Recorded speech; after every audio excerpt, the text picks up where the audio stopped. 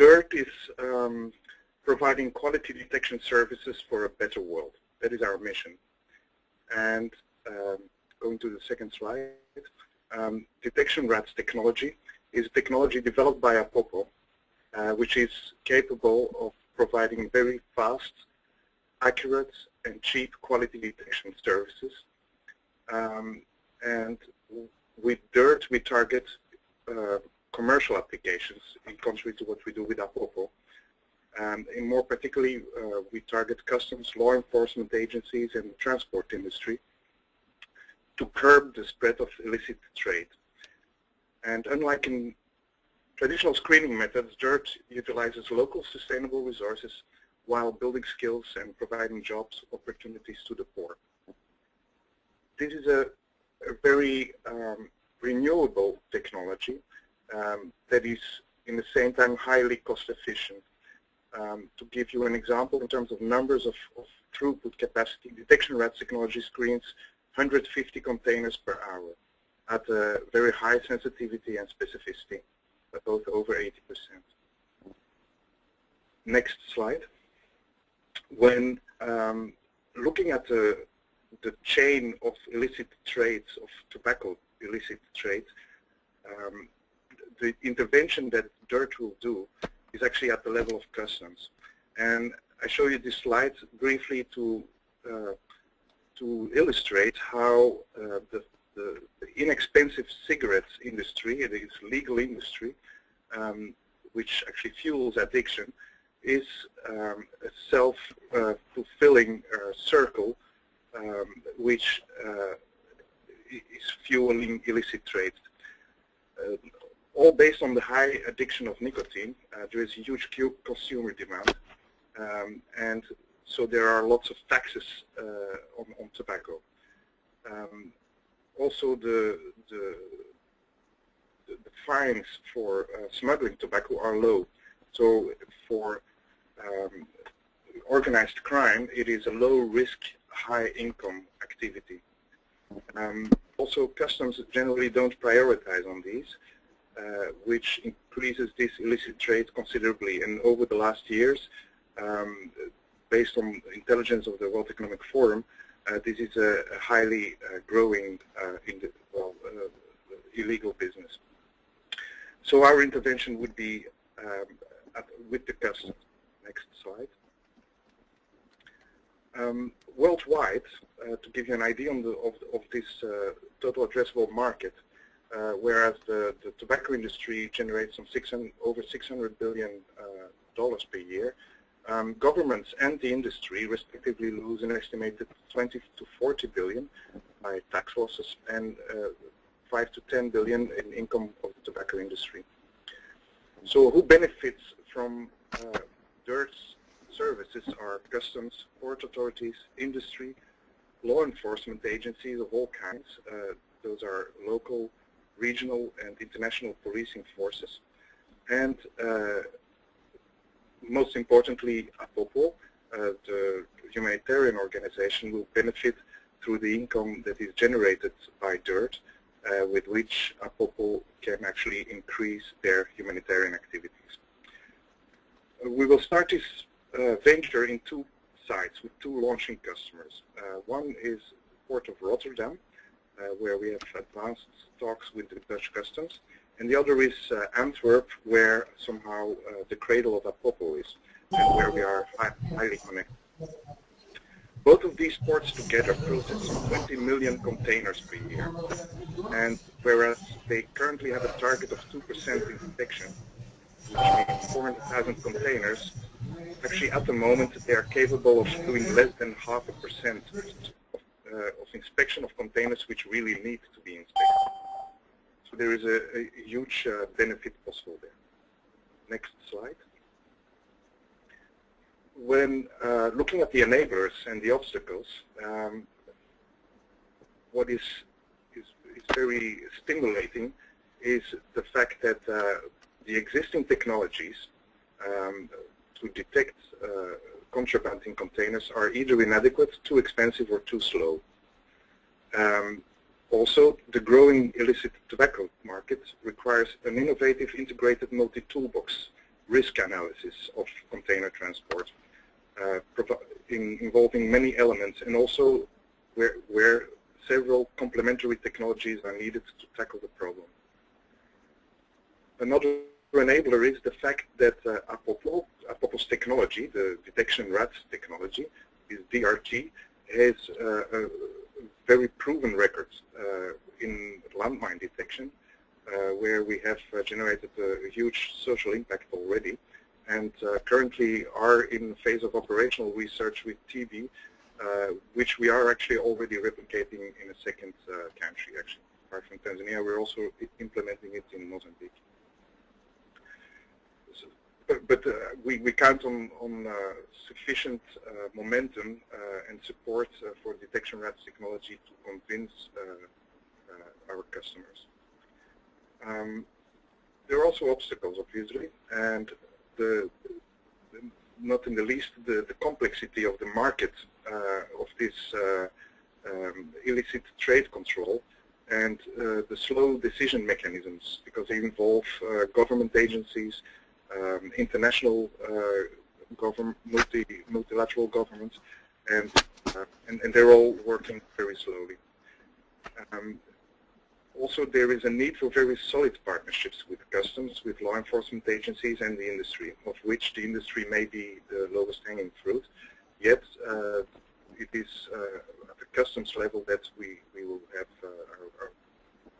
our customers. We had counted on earlier already on research grant from the EU, but currently the European Union has lots of spending restrictions. So we have been pre-funding all of this research with Apopo, but we hope that in the future research funding for these activities will become available. Next slide. So this is how it works. The containers are transported by sea, and arriving at the harbor, they're investigated by customs. At that moment, coming out of the risk analysis of customs, we will get a list of containers that need to be screened. And as you see in the left down corner, there's several procedures there. People taking samples, they are air samples from either closed containers, from lorries, or from packed cargo. These air samples are sucked air on a filter, and these filters are then put in an evaluation setup where they are very fast screened by rats, where there is an output in the database which then directly flows back to the customs, which gives them an additional layer of intelligence on the content of these containers. And I show you this because, and let's go to the next slide. There's a short movie here, which I like to show because it demonstrates how this gauge works. And well, one image says a lot more than 1,000 words. You see here an evaluation setup operated by 2 people. There's 10 holes there under which samples are inserted. A rat screens sample by sample. The operators remove the lids, and where there is a positive, like here, the animal is actually keeping its nose fixed in the hole, and then you hear a click sound, and the animal comes for a food reward, which you see here being eaten in the corner. Next slide. So with this technology, which is developed by Apopo, we can actually, well, with Apopo we actually cannot attract investors. Apopo is a pure non-profit, and even if we can make profit, we actually don't want to do that for those humanitarian applications that we address, namely mine action and tuberculosis screening. However, setting up a commercial venture, and this is going to be a cooperative society, so it's going to be a social enterprise by itself, but it's going to have a capital structure as allowing investors to come in, and this kind of structure will allow to generate profit, which will be forwarded and which actually can increase considerably Apopo's non-unrestricted funding, through which it can enhance its capacity. So in terms of value chain, where there are partnerships between DIRT and Apopo and between DIRT and their investors, DIRT is going to address what you see on the left side, these applications. And we start with these customs applications because they are the lowest hanging fruit. But other applications are at the horizon. Well, apart from this tobacco detection, we also think of drug detection, of explosives detection, of environmental detection of toxins and pollutants in soils, and so on. So all these kind of, well, we also have already some evidence of detection of bed bugs, which becomes a big health issue in the United States. All of these applications, which are more commercially oriented, we would bring under DIRT, while DIRT creates enhanced funding through which Apopo can enhance their humanitarian applications. Next slide.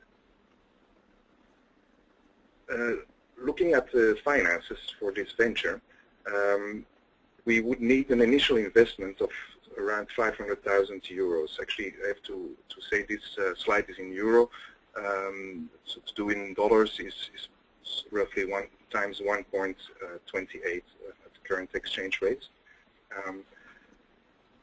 This initial investment would be sufficient to set up the business. And looking at the expenses, you may note that like a big amount will go already to Apopo immediately for R&D.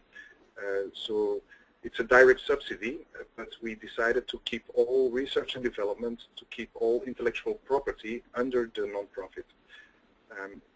So Apopo has a 10-month plan to finalize the development of the technology, optimizing samples, optimizing the database, and this will require 225,000 euros. In the first year, we will have RATs operational in one of the 2 sites. And so in terms of expenses, we would start with a, well, you see the infrastructural costs being there, that's set up for the first site. The operations costs will not be so huge, and we would start with a limited capacity in personnel.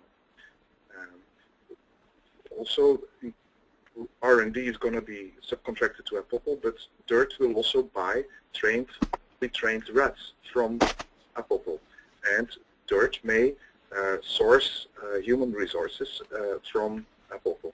So all these are ways of income. Excuse me, you're over your time limit. Could you summarize quickly, please? Okay. How I got to the next slide.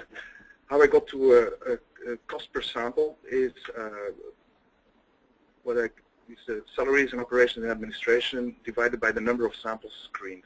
And then here the high throughput of such a setup comes to.